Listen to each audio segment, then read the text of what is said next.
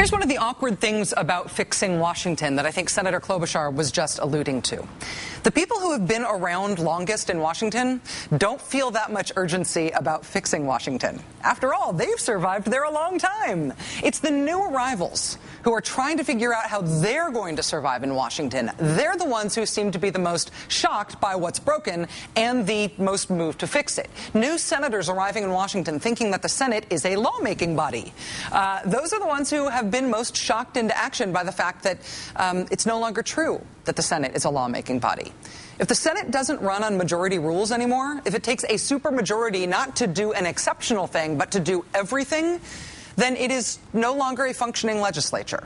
How can that be fixed? Well, if the old hands in Washington were worked up about it, it wouldn't be that hard to fix. You can change the rules of the Senate with a single majority vote if you do it on the first day that Congress is in session. It's not that big a deal if the powers that be wanted to make it happen. The problem is that the people who really do want to make it happen are not the powers that be. They're the junior senators. They're the young ones. And they don't generally get to call the shots.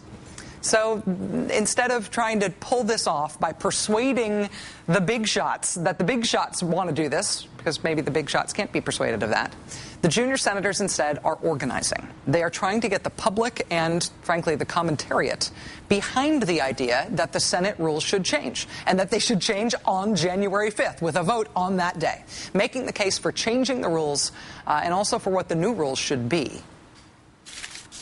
It says to the American people, here is my position. This is why I'm not ready to have a vote yet. This is what is most important. Here is my case. In other words, senators stand on the floor, literally stand on the floor, and make their case to the American public. And the American public and their colleagues can say, you're a hero or you're a bum. I have a question just about whether you talked about this with incoming senators of either party. I'm wondering if, when you look at the votes you might have, where you've seen support from people coming into the Senate. I would say among the Democrats of the last three classes, it's overwhelming support for addressing this abuse. Overwhelming support. The man you just heard there questioning Senator Jeff Merkley about changing these Senate rules is Dave Weigel, political reporter for Slate.com and an MSNBC contributor. Dave, thanks very much for joining us. Appreciate your time. Oh, thank you for having me. So that audio that we just played is from a conference call that these two young senators, Senator Merkley and Senator Udall, held today about trying to get momentum going for this idea of a vote on January 5th. Is it your sense that they've got a strategy to build up public support for that rules change? Well, the strategy's been in place for almost 2 years. Merkley took a little while to talk about it, but Jeff Merkley, Tom Udall, Mark Udall, Tom Harkin have been giving interviews about this subject for a very long time, usually to liberal outlets. I noticed on this call it was mostly liberal outlets that were asking questions, progressive outlets, and basically the rest of the media has been not taking it seriously because there's a disbelief that any of this can happen. I mean, the strategy coming out of this call today was for this to come up at a caucus meeting tomorrow. And this caucus meeting tomorrow is going to be, if you've been paying attention to the Senate tonight, very heated. Unless people calm down a lot, unless they have very powerful smelling salts at home, Democrats are going to come tomorrow, looking for a way to change the way the Senate has been. I mean, that's why they're going to have cloture votes possibly on Saturday on the DREAM Act and Don't Ask, Don't Tell. And I guess the strategy is to fold this into that. Okay, Democrats, you want to change this? Here is a thing that we've been talking about that no one takes seriously that can help you change it. My sense about this is that the reason it feels like this is impossible is because senators are always so worked up, and people who comment on the Senate, people who comment on politics are always so worked up about the symptoms of the disease, they can't possibly think about the disease itself. They're so upset about how dysfunctional the Senate is. They're so wrapped up in what it takes to get things through the Senate right now that they are unwilling, they're sort of unable to take the larger view of the Senate as a broken institution. That's mostly a persuasion and argument problem, as far as I can tell. And so then the most important question is whether or not senators like Merkley and Udall and Klobuchar, who just told me she sees herself as part of this movement, whether they are persuasive to their fellow senators. Well, it's really hard to tell because this isn't something people want to show their cards on before January 5th. It's really not. You play that audio of the question about which senators might come in and be amenable to this.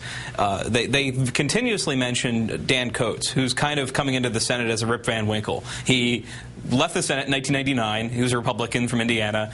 He, had a nice life in the private sector. Is coming back and has said he doesn't think the Senate should operate the way it does now, which implies that something has changed in the past 12 years. I mean, what these Democrats are trying to do is point out that there has been a slippery slope in terms of how often the filibuster can be used to block things, but maybe there could be a different slope that takes us the other direction. Maybe these rules that have been calcified really quickly, again, Dan Coates was there 12 years ago. It was very different for him. Can be broken up. They can start with the Merkley reform is just to force an actual debate when something is filibustered. If cloture fails, an actual debate has to happen. That is a very tiny step back from not quite the precipice. That implies more action the Senate usually takes. That's a very step back from the way small step back from the way things have been going. Nobody's talking about trying to get rid of the filibuster. Well, almost nobody is talking about that. You hear the constant caveat from every Democrat who's considering these rules changes that they fully expect that at some point in their career, maybe soon, they'll be in the minority. And so they don't want to do anything that would literally disenfranchise the minority, that would take away the minority rights to actually affect legislation. They just want to make it not so easy to require a supermajority. They want to make it something that actually takes a little pain. Given that, I think, given their reluctance to be caricatured on this, do you get a sense of who their audience is, who it's most important that they persuade? Well, they need to persuade, if we add these three, they need to persuade 48 more people. And they need to persuade the vice president at some point from now to January 5th.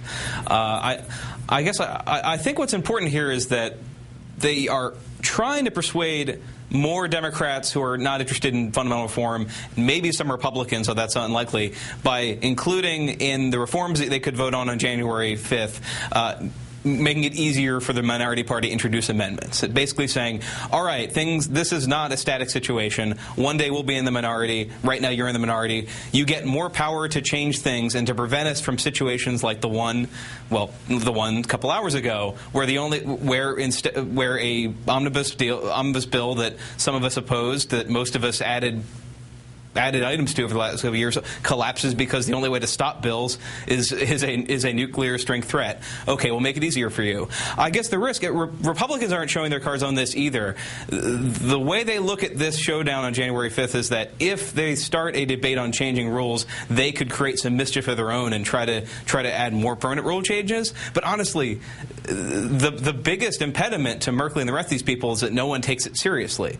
And I guess if they want to get inspired or be optimistic, look at what happened tonight with earmarks. We'll look at what happened with the omnibus bill. For a number of years, John McCain, Tom Coburn, a few people had been shouting in the dark about how we had to defeat bills that included earmarks. Didn't work for a number of years. Didn't work last year. Omnibus was signed. This year it collapses. So it is possible, just by shouting loudly enough and getting taken seriously, to shift the reality of the Senate. It is unique in that way that it takes this long and this much pressure to do it. But and I almost sound like I'm like Deepak Chopra here, saying that they need to change the way people think about it. But they really do. Yeah. I mean, they just need to change this from something that people think is a complete pipe dream to something that is attractive to enough senators to have what could be one vote on January 5th, or a discussion that takes a couple days and does not completely melt down the first few days of the Senate. It's risky, but just having this discussion is making it more likely to happen. Dave Weigel, Slate political reporter and MSNBC contributor, and fan of pipe dreams like I am. Thank you very much for your insight, Dave. Appreciate it. Thank you.